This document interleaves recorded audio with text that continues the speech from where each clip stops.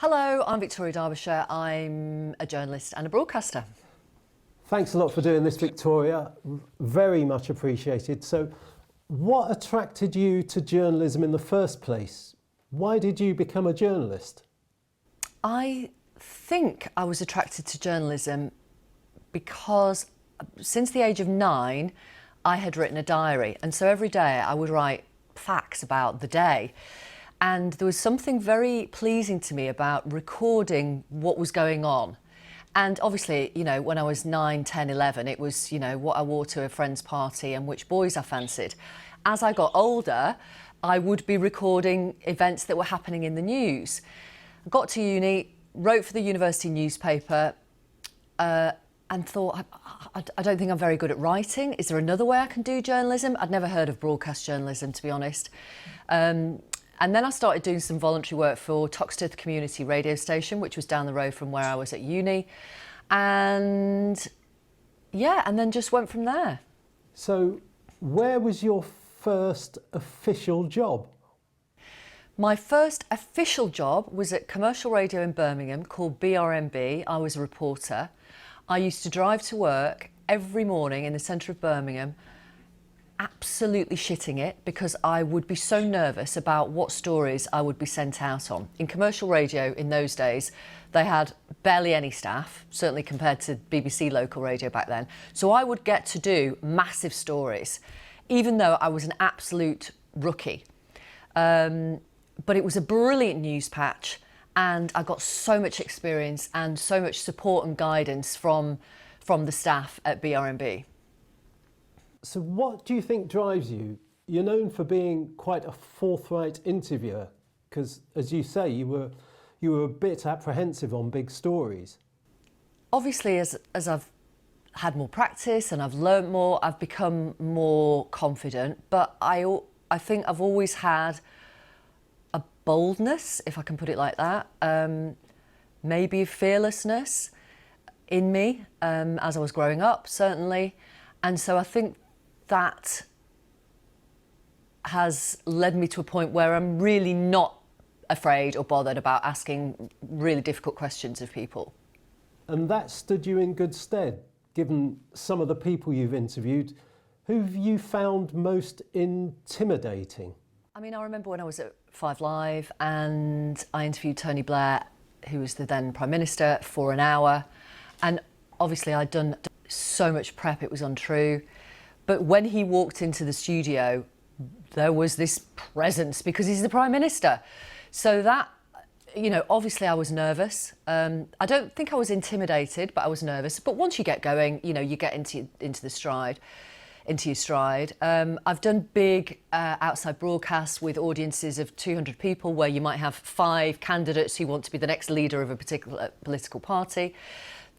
I'm nervous there because you've got to marshal the candidates, you've got to know everything about what the 5 candidates are promising, and you've got 200 voters. But again, once you get going, I mean, I love the energy off an audience. It's amazing. It brings something else to a programme, whether it's radio or TV. So where does that fearlessness come from? Not that you're intimidated. What makes you apprehensive? I could say something personal about my upbringing if you wanted me to. Please do. I've spoken about this before. When I was being brought up, my father was not really a decent father at all and was violent, and we had to cope with that. And I was in a position sometimes of trying to protect my mum and my brother and my sister, who are both younger than me, and I had to become fearless in to him. Not that I could match him physically, but verbally, I got bold and I wouldn't put up with it and I wouldn't stand for it. Didn't always stop him, but maybe it comes from that element of my childhood. Maybe I would have been like that anyway if I'd had a great father, you know, I don't know. So that fearlessness really is a strand that runs through your journalism. It appears to have led you to be open about your own experiences. You've talked about your own experiences of domestic abuse as a child and your health. How has that affected your career? Has it brought new opportunities? So I wouldn't say I've been outspoken about cancer or domestic abuse. I would say I have simply spoken about it. The reason I talked about domestic abuse was because I made a panorama about domestic abuse in lockdown last year, and it didn't seem right that I would be asking women about their experience of domestic abuse if I wasn't able to share a little bit of my own experience. So that was the reason for that. In terms of having had cancer, I felt like I was going to do video diaries of my treatment for my then programme. And that felt like I was doing a journalistic exercise, because I was thinking, well, if I don't really know what chemotherapy is, then maybe some other people don't. And as it turned out, loads of other people didn't know what was involved in chemo or a mastectomy or radiotherapy. And so again, I felt that I was being not only a cancer patient, but also a journalist. And also, I'm quite an open person. I cannot be doing with secrets. So, you know, it just felt natural that, having spent decades asking some people about some really private times in their own lives, that I was going to share that private time in my life. Having been so open and been so forthright, how has that affected your career as a woman in journalism, which has been known to be misogynistic at times? I don't think being open has affected my job or the work that I do particularly. What I think it has done is I think it's helped me connect even more with the kind of people who listen to BBC Radio or who watch BBC television. Because, you know, I'm no different from anybody else. You know, I've had some downtimes, I've had some uptimes, I've suffered bereavement, I've, you know, experienced domestic abuse when I was growing up, I've got married, I've, you know, got children. In that sense, I am no different to everybody else. So I suppose that's just shown people that yeah, that is true. So what advice would you give to a young person considering entering the industry at the moment? Advice that I would give any young person considering getting into journalism, I would say, if you really want to do it, you have to go for it, and you have to be absolutely persistent. It's really competitive, but if you are persistent and you've got ideas for stories, pitch them, pitch them, pitch them. Never give up. Tiny example from when I was a teenager, I really, really, really wanted to work on a programme called The Clothes Show, which most of you won't remember, and I wrote to the editor to ask for work experience, didn't get a reply. I wrote the next month, I wrote the next month, I wrote the next month, I never got a reply. I wrote to him for 2 years. Finally, I wrote in French to re-attract his attention, and he rang me up and he offered me work experience during London Fashion Week for a week, going around with him. It was absolutely amazing. So that's a small example of where, if you really, really want to do something, be persistent. It's all about story ideas. You know, if you go to an editor or a programme that you love and listen to and watch with an idea and another idea and another idea, you know what? Odds are that one day someone will commission you to do it. So just keep going. How would you assess journalism at present? From my assessment, it's going through a bit of a turbulent time. Just tell me why you think it's going through a turbulent time, Eddie. Well, what I mean is, newspapers, their cash flow models changed. The BBC's funding is difficult with job cuts recently announced. The industry's changed, it's moved to social media and digital. The way we do journalism is changing. I'm trying not to give my views. I'm getting different answers from different people dependent on where they're working.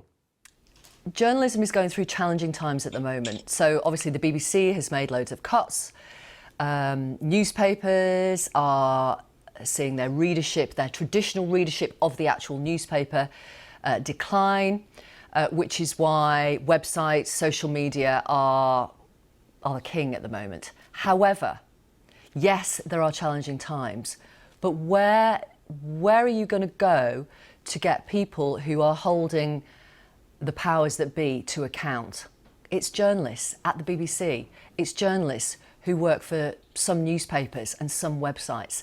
they're the ones, we are the ones that are digging to find the truth about whatever the story is, whether it's COVID or who got the PPE contracts or the latest sleaze allegations concerning the Prime Minister and how he got the money to pay for the redecoration of the flat. We're still doing that work. We're still trying to get to the truth. And if you look at the audiences, certainly for the BBC, through the pandemic, they have been absolutely massive, which shows that people often turn to the BBC when they want a trusted voice in times that are uncertain and challenging. And we're still here and we're still doing that. Well, you're not doing that as you would have liked, I guess, because your show was closed last year. That must have been a turbulent time. How have you adapted and what can we expect from you in the future? The programme that I worked on was closed last year and I was absolutely gutted for us and the kind of stories we did and our team in particular because it meant job cuts. I'm really lucky. I kept a job through the pandemic and I don't ever take that for granted. In terms of the stories that I've continued to try and do, it's often about marginalised audiences, underserved audiences. That's what I really care about. Those are the kind of stories I really care about. And I am going to continue doing that in the future, wherever I work. Last question. That Ian Murray interview, you know, the guy from the Society of Editors, what was going through your mind as that interview took place? When I was interviewing the then head of the Society of Editors, Ian Murray, it was a day after Harry and Meghan had told Oprah, had made all sorts of revelations to Oprah, and you know, obviously they'd criticised some of the tabloid press in Britain and they had said it was bigoted. So what was going through my head was, I've got some examples. I had done a lot of briefing. I had some examples of what normal people might consider to be bigoted headlines, and I was putting them to Ian Murray, and he was first of all denying that they were bigoted, and then he changed and said, well, I'm not arguing with you about whether they were bigoted or not. What was going through my head was I just wanted him to answer the question. I didn't understand why he wouldn't answer some of the questions that I had, considering he was the head of the organisation representing British newspapers. And I was just listening really, really carefully to every single thing he said, because sometimes he would contradict himself. So yeah, that was what was going through my head, just listening carefully. Victoria, thank you. We really do appreciate your time. Thank you.